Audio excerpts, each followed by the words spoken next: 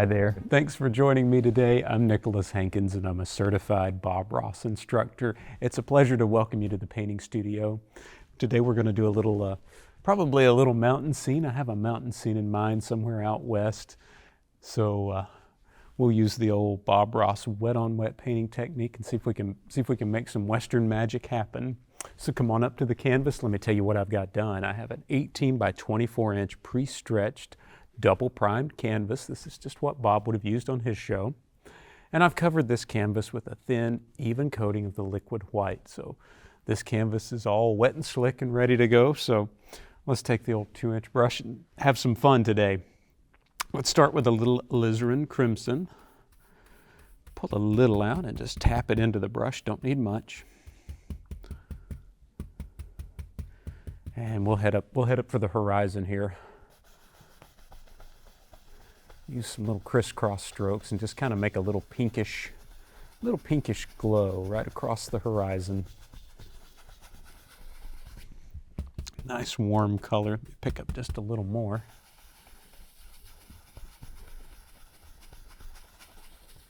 You have to be sort of careful with the alizarin crimson. It can light up your world in a hurry.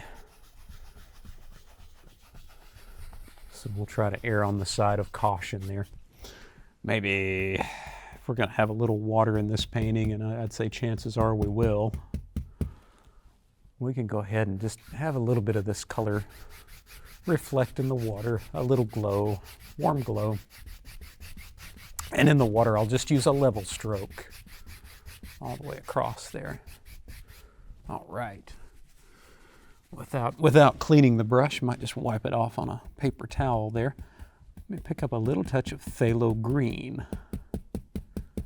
Very, very, very small amount. I don't want too much phthalo green. You can get in trouble. I might even put it on there and kind of wipe it back off so I don't have too much. And I just want a little mint green color up in my sky.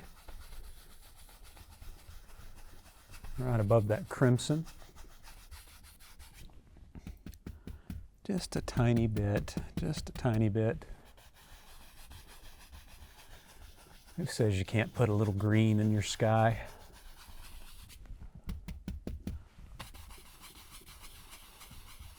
If anybody ever tells you that, just do it anyway. You have permission. Just do it anyway. Prove them wrong. There we go. Little touch of that in the water also. It's coming from the sides.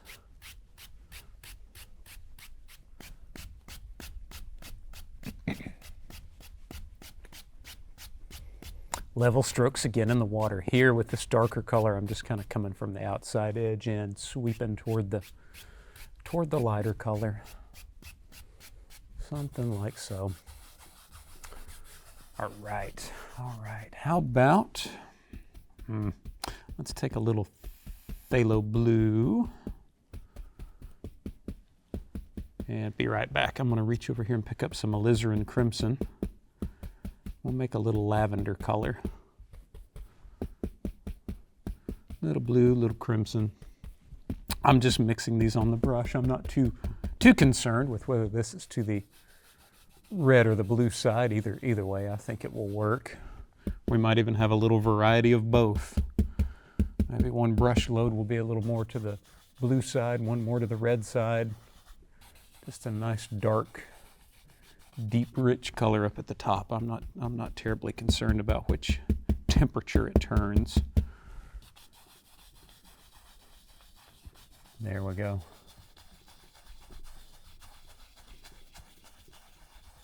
And we'll just let this carry on down.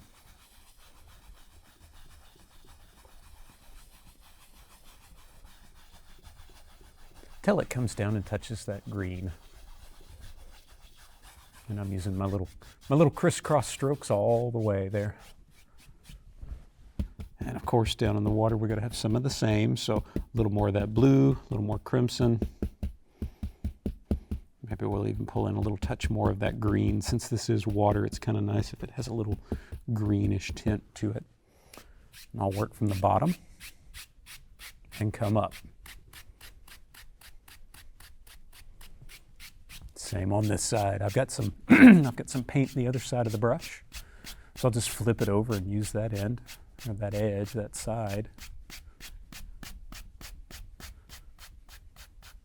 Not trying to cover up all the green necessarily. I just want to surround it basically.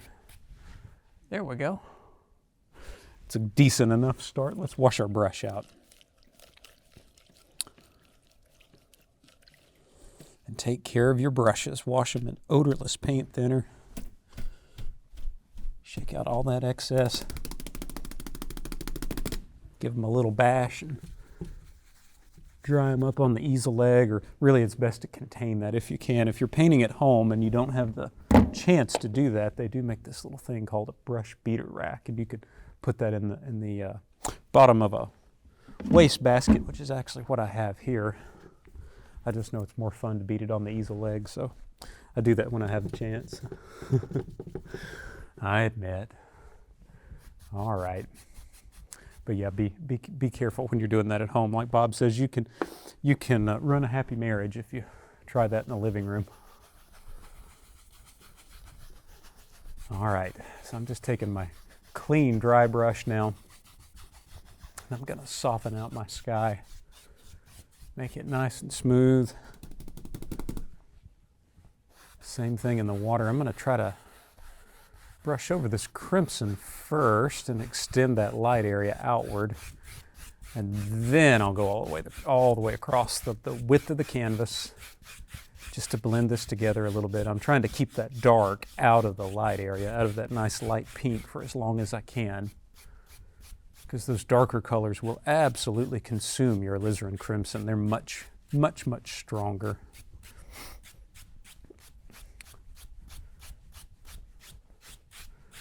There we go. Knock that one off and put it to the side. Maybe let's grab a little fan brush and think about some little clouds floating around. Maybe I've got a number 6 fan brush here, one of the large fan brushes. Let's take a little white, maybe a little bit of that phthalo blue, Prussian blue, that's fine. A little midnight black, a little crimson. I'm just kind of making a grayish lavender color, a little darker than what I have up there right now. Picking up a little more midnight black and crimson. I think I like that. I like that bias there. That looks pretty good. So let's try some of this. We'll just add a little, hopefully not a really ominous looking cloud, but kind of a dark cloud. I'll just spin the top corner of that little fan brush around and see what we come up with. Dark clouds aren't always bad news. Sometimes they're very pretty. I kind of like that subtle change against the sort of dark sky. Feels like it could be dusk or late evening.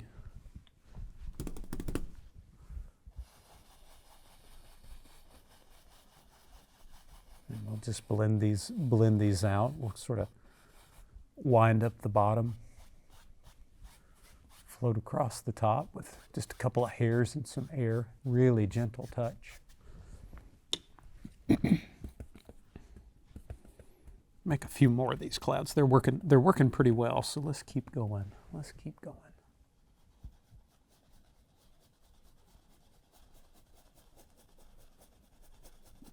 And just kind of let them spin around, roll around, go wherever they want to go.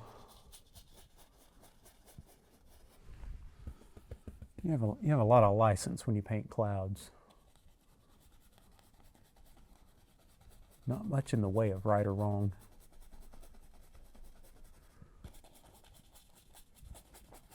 Clouds just do whatever makes them happy. It's a good model for living, isn't it? Just do what makes you happy. Painting makes me happy. Hope it makes you happy too.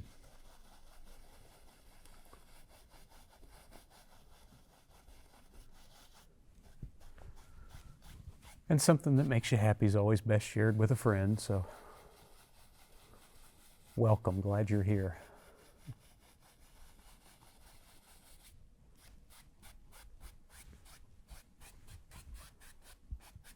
painting's brought me a lot of joy in my life, and I hope I can extend that on to you. Hope you'll try this, because it is a lot of fun.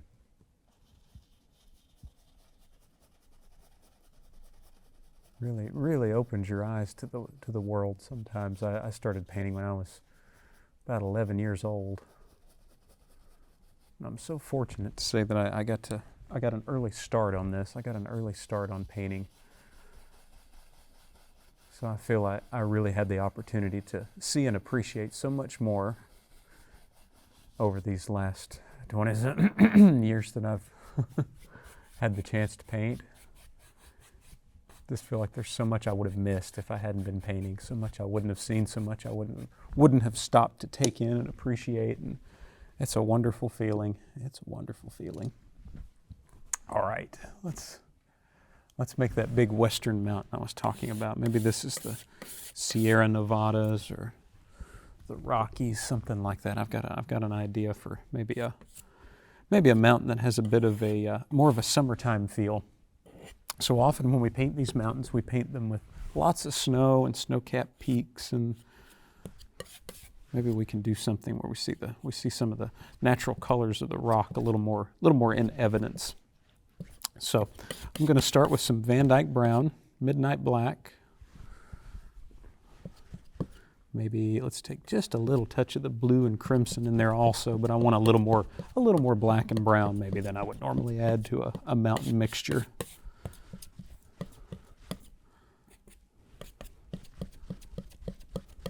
Just make it nice and dark. Pick it up, turn it over a time or two, flatten it out on the palette, and we'll cut off our little roll of paint. Pick up a little yellow on my fingertip there. Didn't mean to do that. Let's get rid of that in a hurry. Get spread around. So let's come up here and just decide where we have a big towering peak. Yeah, something like that.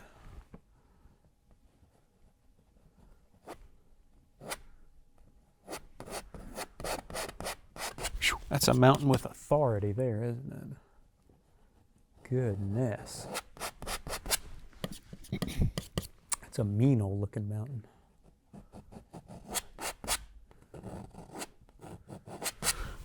I wouldn't want to tangle with him.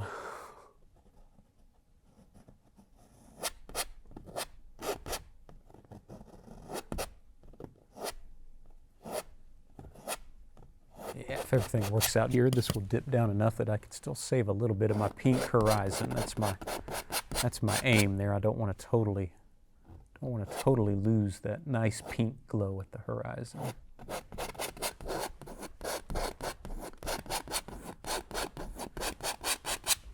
Scraping off all of that excess paint. Now we can grab our 2-inch brush.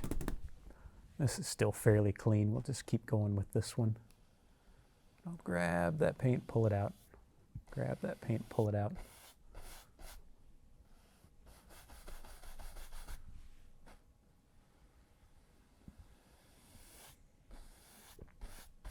And I'm taking great care to try to stay below the original outline of the mountain. I don't want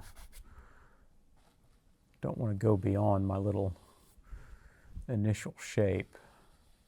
In fact, I'll show you a little trick there. What I try to do to make sure I don't mess up my nice crisp outline, I'll always drop the handle of that brush down. This would be straight in, and it's kind of hard to see where the edge of the brush is landing if you go straight in. But if you drop that handle down and plunk it down well within inside the mountain shape, then you can just sort of carefully wiggle your way up to the edge and grab that paint and pull it. So that's a nice way to preserve that outside, dark outside silhouette shape on your mountain.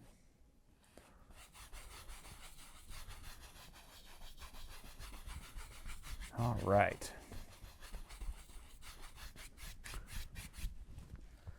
It's a decent enough outline now. Let's mix up a little highlight color.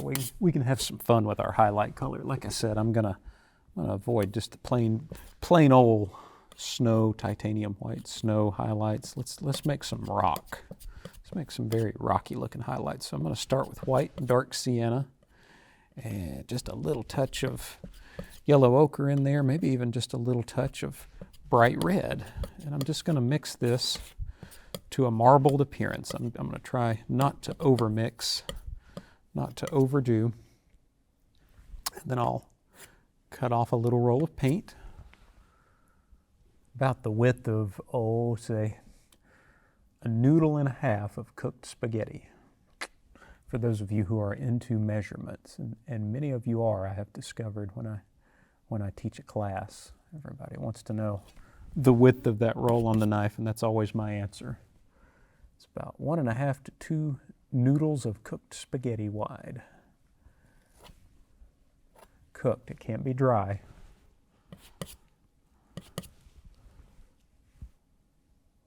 I'm still just basically treating these highlights much the same way. I touch my knife down.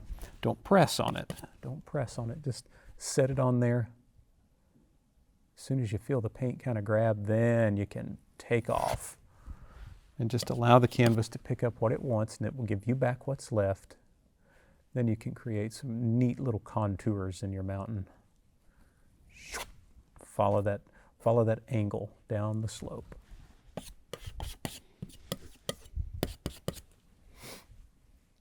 Maybe, yeah, a little bit right there.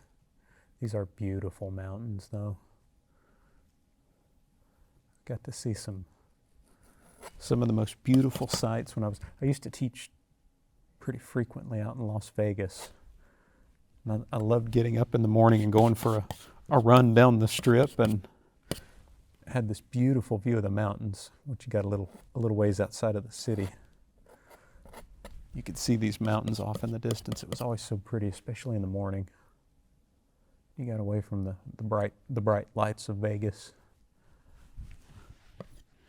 Kind of remember Mother Nature's still out there.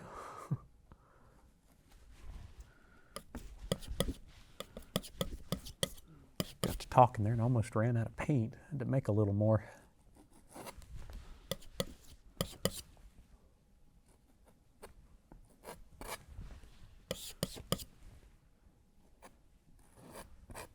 There we go. All right.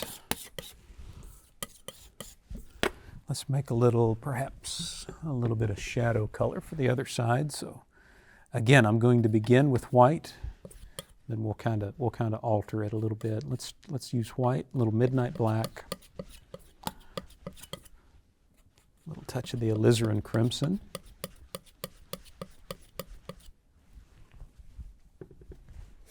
Keep picking up yellow there.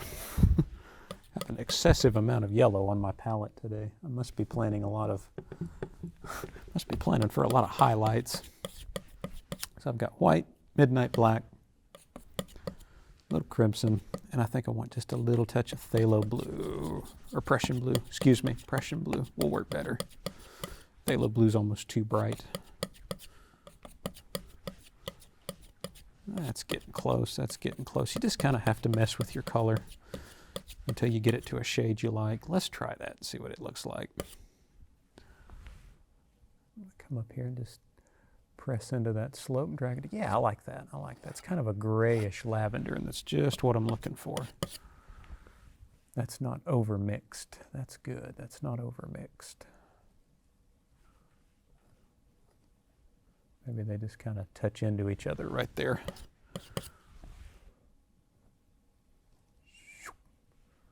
Right on down. It's getting to be a tight spot there, so I'm going to change to the small edge of the knife. You can always use that small edge to cut into little tight spots. It's very handy, very, very handy. Because you can find yourself in some pretty tight angles on these mountains sometimes, particularly if you paint very, very pointy little jagged peaks like this. So you can fit it into all these little cracks and crevices and really make your mountain very dimensional and very detailed, and that's a lot of fun. I love to just sit and play around with the angles on these. So much fun. shadow from this peak.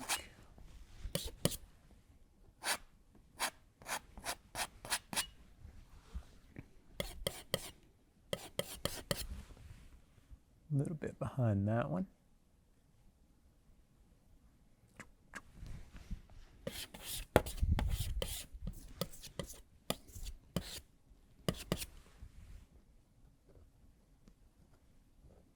Then we'll get these over here.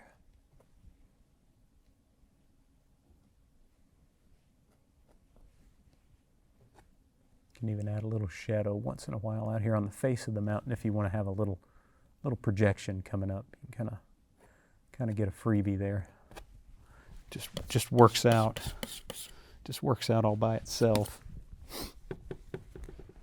All right, let me make one more little adjustment here. I'm going to play just a little more with that highlight color. I'm going to take a little more white and just a touch of the sienna, but a little more ochre and a little more bright red this time. I want this to be just a little more of almost an apricot color or a coral color.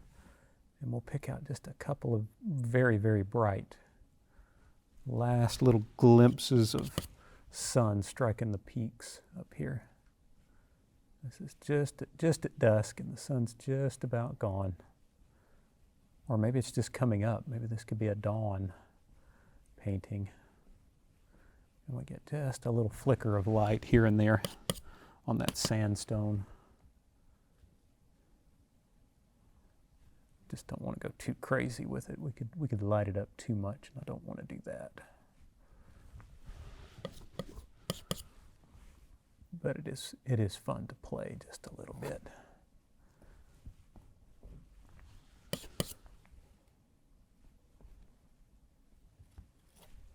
All right.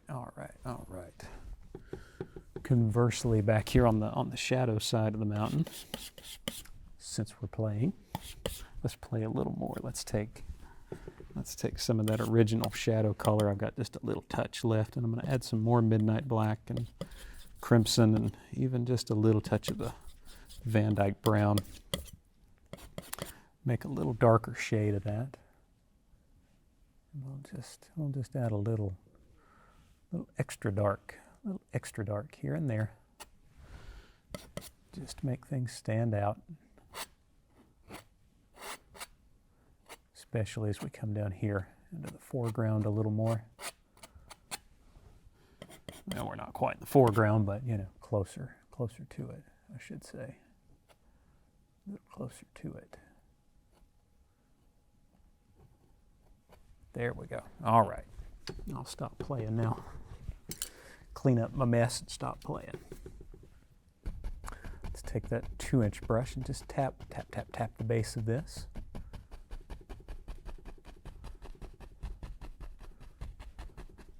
Then I'm very gently going to sweep up to remove those tap marks very, very, very softly.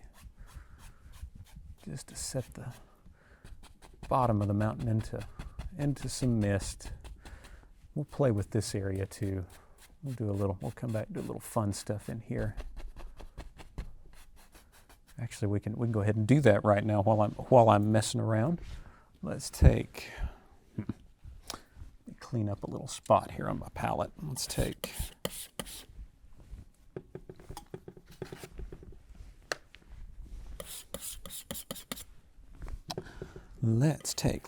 a little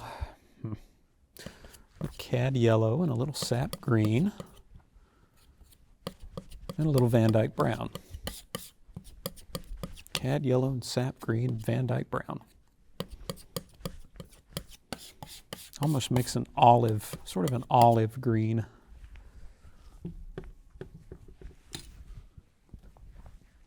We'll tap that same 2-inch brush into that color. And then let's come up here and decide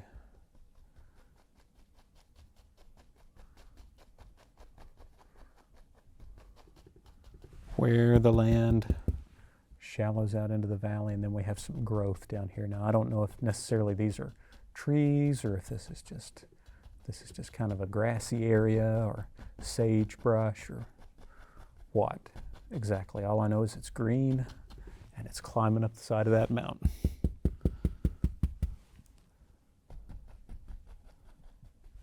Just like that.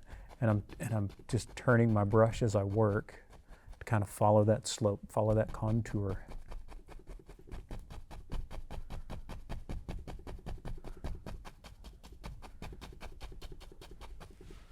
And I'm making an effort here not to just mash it all flat. I want to have some darks, I want to have some lights. I want to have a little variety going on, and maybe play around with the contour.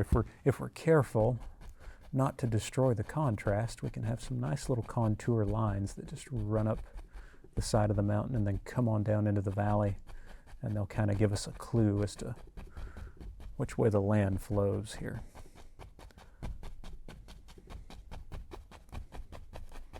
Because if it's warm weather, it's summertime, and you can see that the snow's gone from the peak of the mountain, then chances are you'd see some growth down here at the base.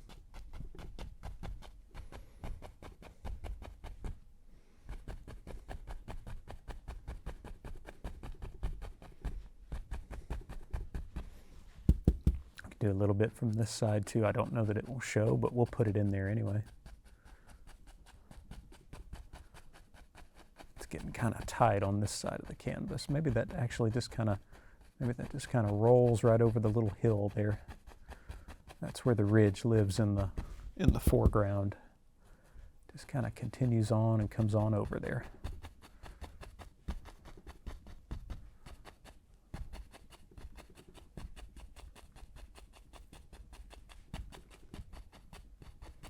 Do all kinds of stuff with a very, very limited amount of equipment and color. Good chance to practice all this stuff. All right. Let me go back and find a cleaner 2-inch brush. I'm just going to soften a little bit down here at the very, very, very bottom.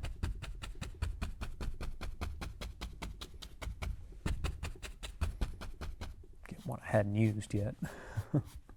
I'll put a little mist down here in the valley, just kind of soften that up, soften it out. Let's take some of that mountain base color. I've got a little left. If you don't have any left, remember it's just black and brown, little crimson and little Prussian blue, that's all. And I'm combining it with that green color, and I'm going to add some more sap green to this mixture and maybe a little more Prussian blue. I want to go darker, darker, darker, darker, darker, darker, darker as we work our way forward. We're going to plant some closer trees in front of all that. In front of all that vegetation that we already have. Nice dark color. Should look black on the palette. It's really, really a deep green, but it will look black to you. And let's use, this would be a good time to use, I don't think we've used this in a while. Let's use that round brush. That's a handy one to have. Let's take that little round brush, and I'm just going to turn it up so one corner lands in the paint, and I'll just sort of tap, tap, tap right into that paint. Let's come up here and create. Yeah, this one works so well for leafy trees and foliage. Little shrubberies of all kinds, all shapes and sizes.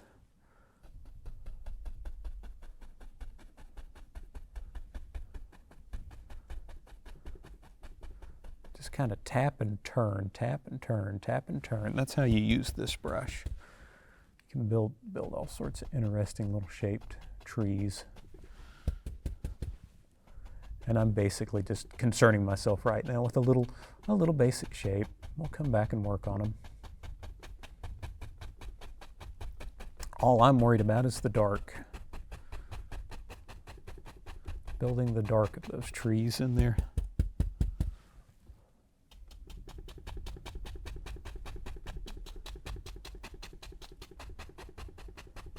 There we go.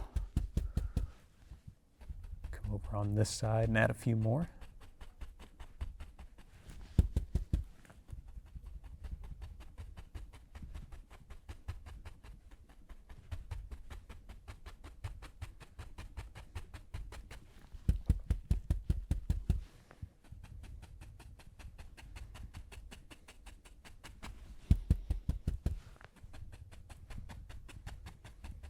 scene kind of reminds me of some time I spent in Phoenix. It's very pretty out in Phoenix too.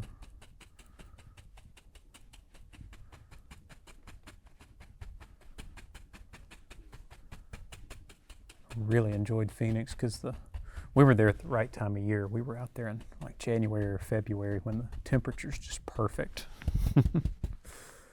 Wouldn't want to be there in July though.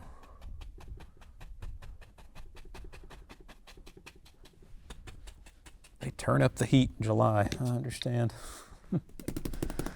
All right, let's take that 2-inch brush and get a little sense of where we have our pond or our pool or lake. I don't know exactly what this is. Don't know that it's important either. Then we'll brush straight across. Create some reflections, shimmery reflections in that little body of water. Let's get some trees in here that have some height. Let's put a few little spruce trees living out here.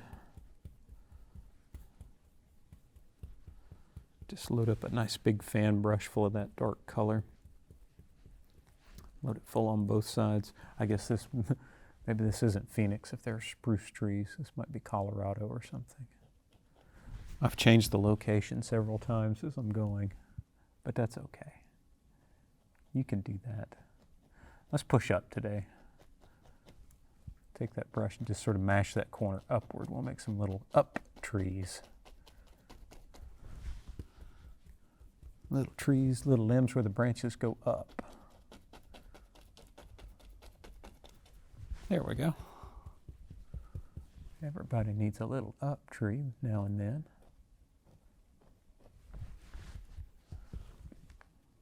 Using just the corner. I turn the brush over, turn the handle up, then just use that corner. Make some little up trees.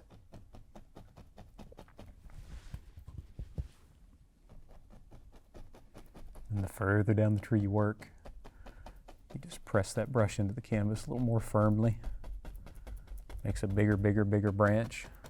Probably see those reflected in the water also, so I'll go ahead and tap a little color down there as well. Something like that. How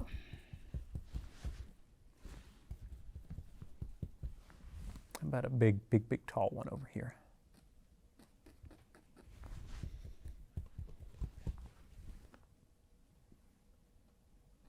Just the corner to start. Light little touch, lots of paint, light touch, just that little corner. Then you can work your way on down the tree.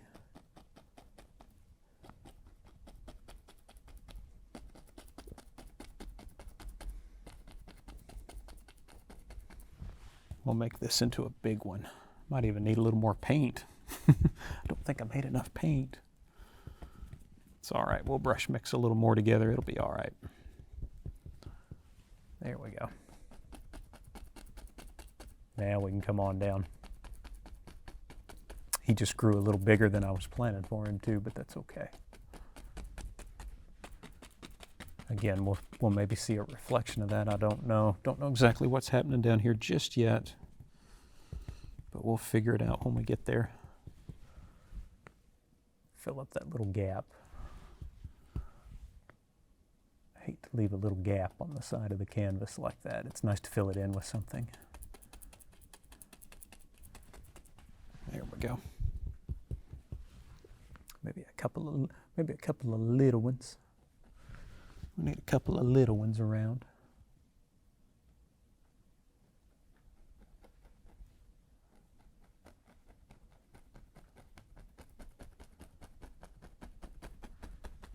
There's another little one right there. Reflection of that one in the water. Let's maybe have a little tiny one right there.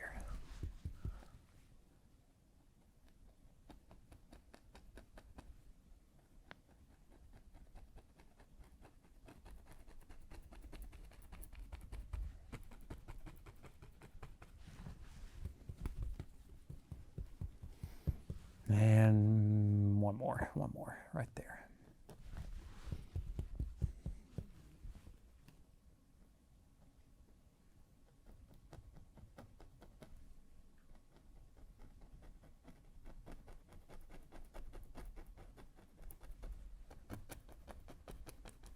All right. We'll go ahead and take some of that color, pull it down into the water. Just graze over it with that 2-inch brush. Then brush across.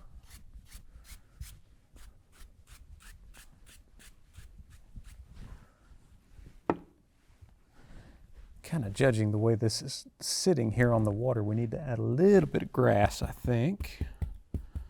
So I'm going to go back to my dirty brush, my 2-inch brush that has all the dark color in it. Maybe we'll pick up just a little more. Let's come in and think about the lay of the land here at the base of these trees.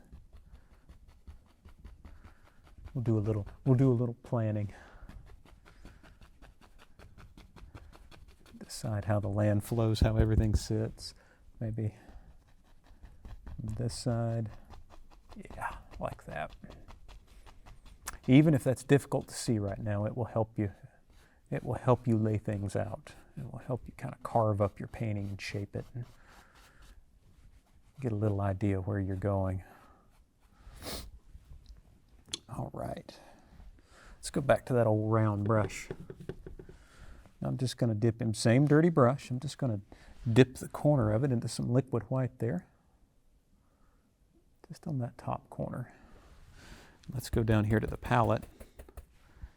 And I'll just jam that dirty brush with a little touch of liquid white into some cad yellow, maybe a little yellow ochre. We'll get a nice greenish highlight color. Let's come back here and decide where we have some, yeah. They just sort of fall right out of that brush all by themselves. You just have to divide it up the way you want it to look. Shape those things as you want them.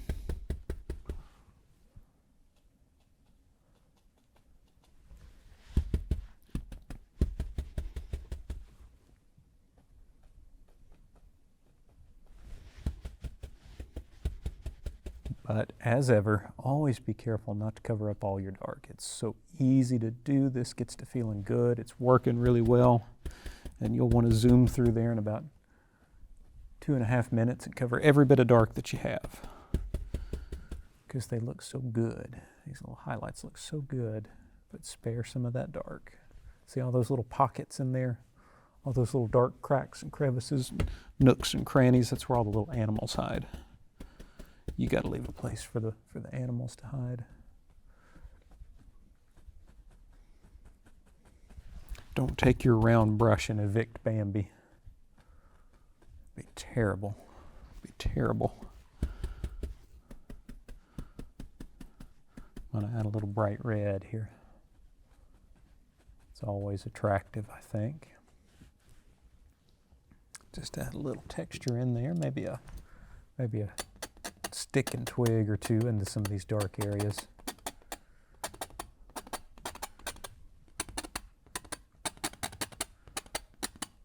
Just using the tip of the knife and scratching some of that paint away. That's a subtractive method of painting there. Instead of adding paint, we're just scraping it right off.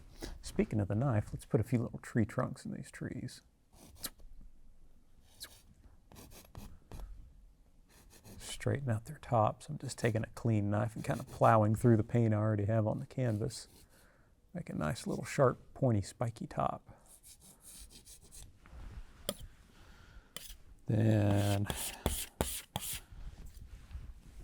get my palette cleaned up here. Then let's take a little white, a couple of the browns, Van Dyke Brown Dark Sienna, a little white. Mix those together until it's just a nice marbled appearance. Cut off a little roll of that. And we'll come up here and just put a little indication of a tree trunk. Here and there, and there and here.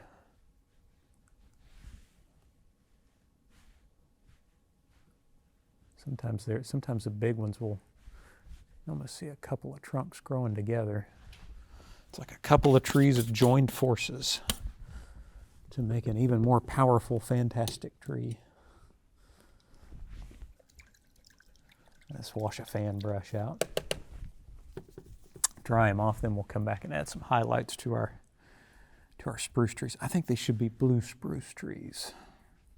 I think we should make blue spruce trees. So let's take a little liquid white, a little titanium white.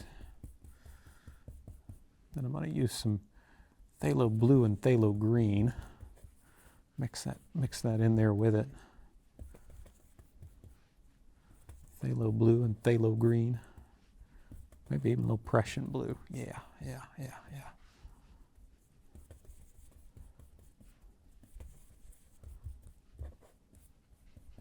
There we go. Let's take some of this and create some little blue spruce trees.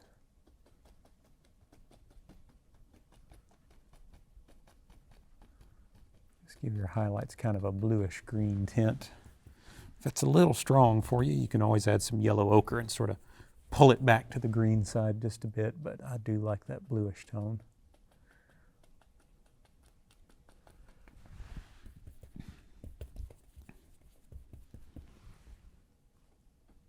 As you want it to get darker and darker, if you want to knock it down and make it a little darker, you can always add a little touch of midnight black as well.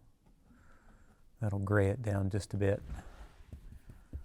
Make it just a little darker if it's coming off too bright. There we go.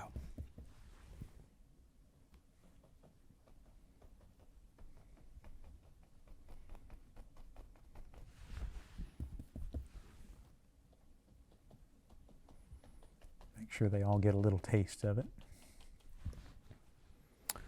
Might even see some of that in the water, depending on how fanciful you want to get.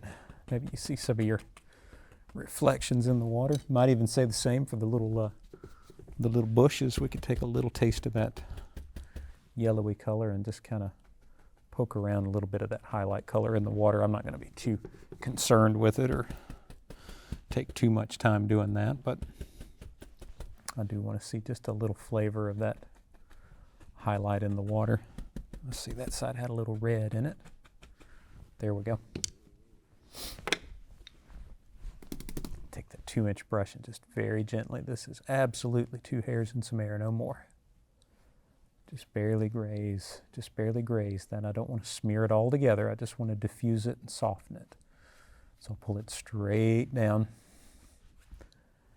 and then brush very gently across. And this is minimal. This is as little as we can get away with. Just enough to blur it and soften it. Give it a nice look in the reflections. Okay. Let's see. Let's reduce the size of our brush now. Let's go down to a little 1-inch brush. Clean up some of the garbage off my palette there. Let's go down to a little 1-inch brush, and we'll pick up a little cad yellow. I've got a little bit of this blue spruce color. Might as well use some. And I'm going to pick up just a little touch of the liquid white. Add that to my color. It's cad yellow and my blue spruce mixture. That was my 2 blues and a little phthalo green. We'll use this for some highlight on our grass now. Just come in here and tap very, very, very gently. And as you go, just allow that color to get a little darker and a little darker as you work.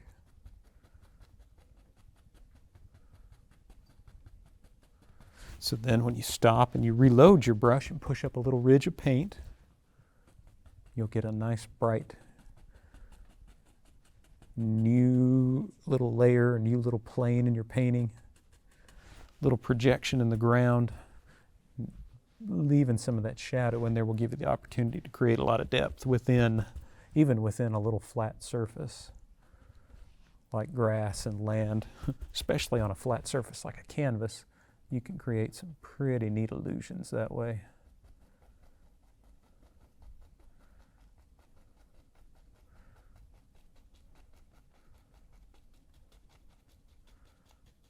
There we go.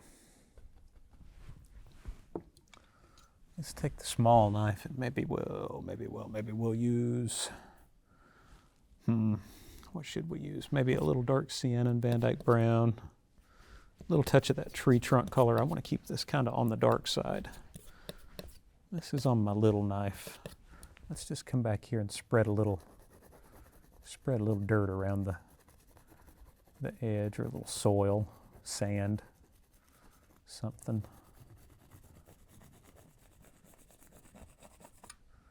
Just a little subtle land right around the edge of the lake or the river or the pond. I think I'm set on this being a lake. I had to think about it for a minute. Hadn't quite made up my mind, but I think it's going to be a little lake.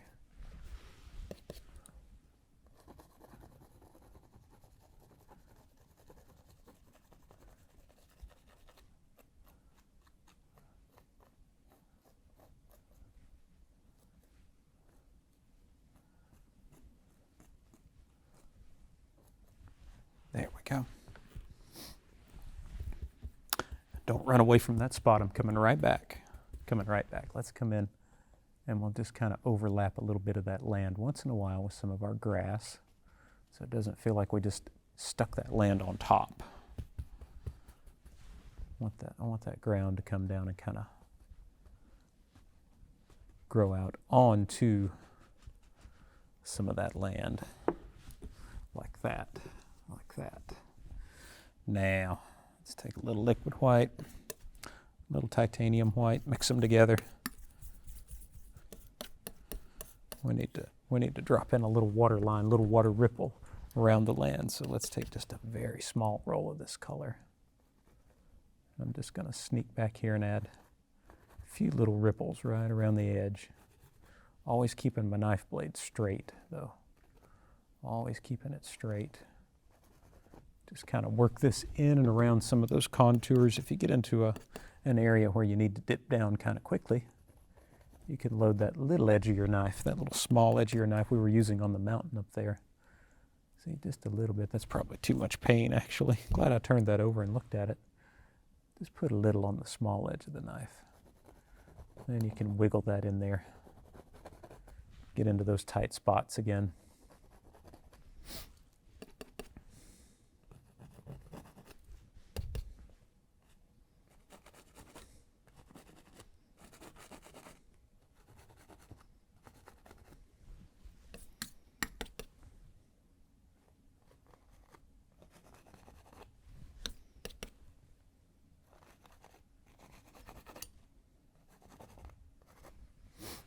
There we go.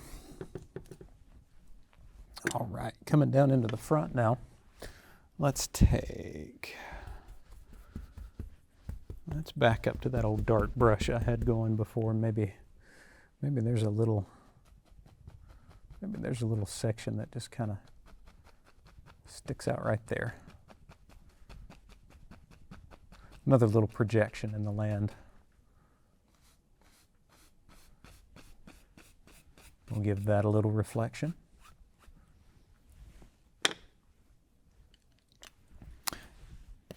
Give it a little land as well. Just with some of that same brown mix, same little small knife.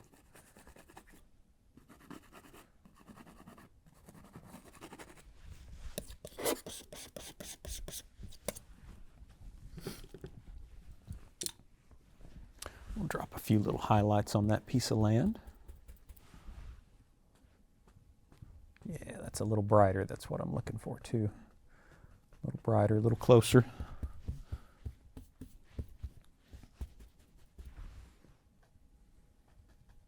Working the same way, just pushing up a little ridge of paint on my brush and then tapping it right back off.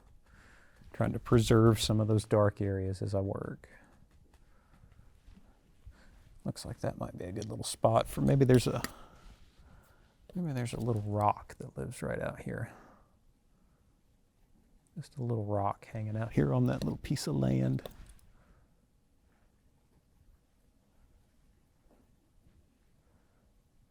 It just lives out here and looks up at that mountain and it wishes it was that tall. Wishes it had that view. We'll kind of treat that rock almost the same way we treat a little mountain. Just kind of drop a little highlight on it. Take a little bit of our violet color, or sort of violet gray, purple gray. Drop a little shadow in there. Then we can come on around and set him down into the ground with our grass. Just have it grow up over his base. There we go. Put a little water ripple around that piece of land as well. Little peninsula.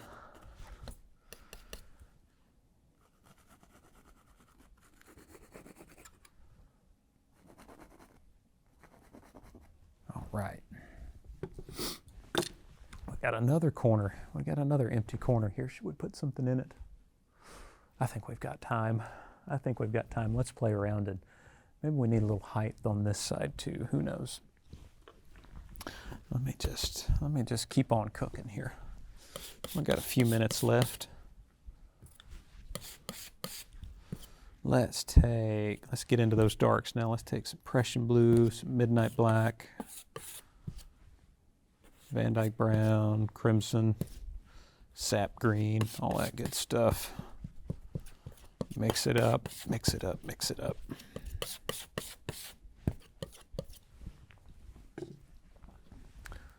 Let's take our 2-inch brush and pull it through all that color. Pull it one direction only, one direction only.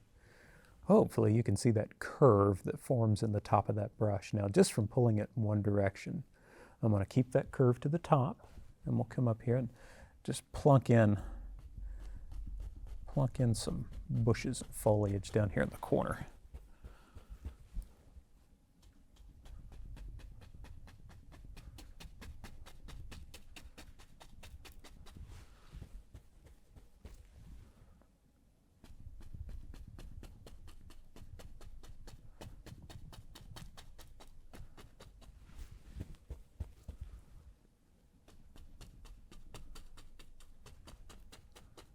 There we go, fill that in nice and dark. Let's come back to that 1-inch brush that has all that good light color going on in it. I'm gonna dip that brush into the liquid white once more and pull it through some cad yellow, maybe a little Indian yellow. Pull it in one direction only. Let's turn that up, come up here and just place some nice, bright, beautiful highlights on top of these bushes. Lots of paint and a light touch. Lots of paint and a light touch. I repeat that because that's so critical to making this work. Lots and lots of paint. And certainly this color is softened with the liquid white because a thin paint sticks to a thick paint. That's our golden rule. That's the glue that holds the Bob Ross technique together. Thin paint sticks to a thick paint. So if you ever come up here and you touch the canvas and the paint's not coming off and you go, I'll just hit it a little harder. That doesn't work. You have to stop and add a little liquid white to that brush. It just won't work unless you do that.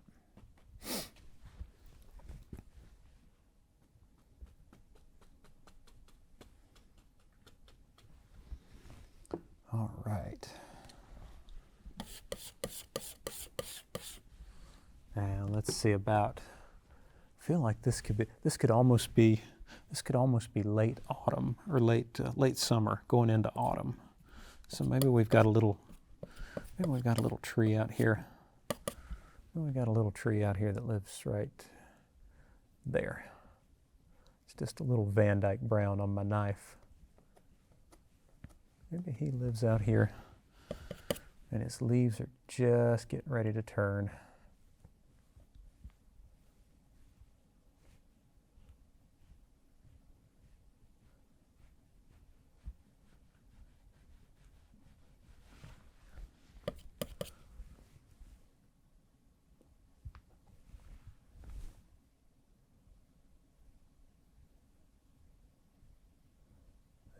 go.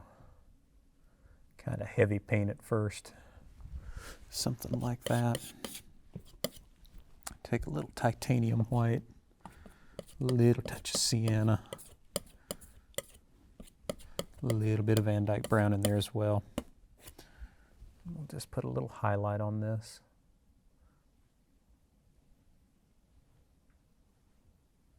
This could be a little birch tree or a little aspen tree or something like that.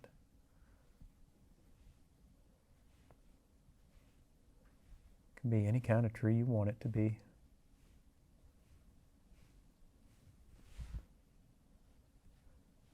Just want to put a little papery bark on it like that. While I have a little violet color hanging around here, I'm going to take some of that sort of bluish violet color and put just a little touch. Actually, let me load the opposite side of the knife so you can see what I'm doing. It's kind of hard to see it if I got my arm in there upside down. So load the opposite side of the knife and come this way. I'm just going to put a little reflected light on the back side of that tree there. Could be a little darker. There we go. That's what I'm looking for. Just a little taste of that.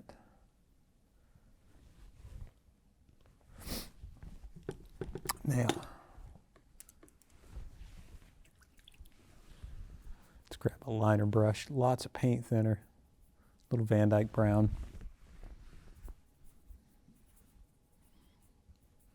And we'll drop a few little arms on this tree. I'll start up here and kind of extend its top just a little bit. And I'll come back and just pull a few little branches in there.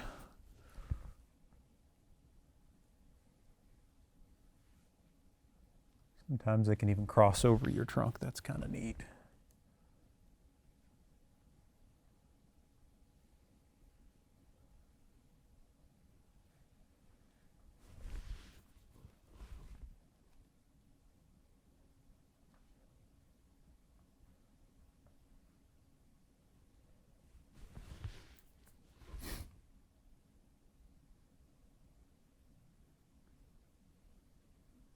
Just reach right over in front of those little evergreens.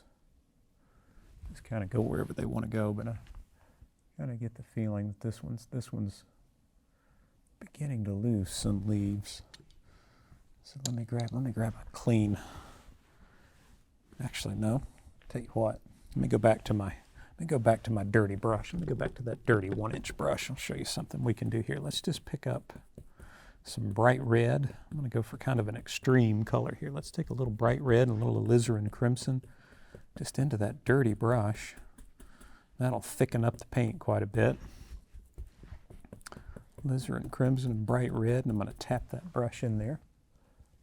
Just add kind of almost like a burnt orangey foliage to this tree, but I don't want a lot. I want this to be kind of sparse. Just a little bit hanging around here and there.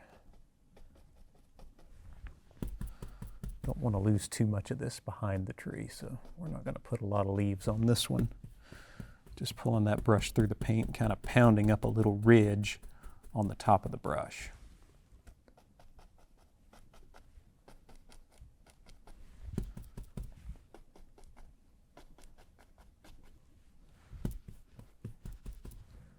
Just a little bit right in there. Then we'll transition over to our other little 1-inch brush, our clean one. And we'll get some nice bright yellowy color here. And drop just a little highlight. And a couple of spots here.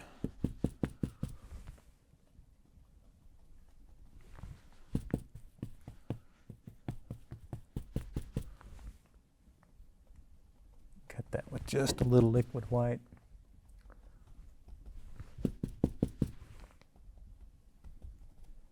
There we go. All right. So hopefully you enjoyed a nice little visit out west with Thanks for hanging around and painting this painting with me. I hope you'll try it too. And until I see you again, happy painting.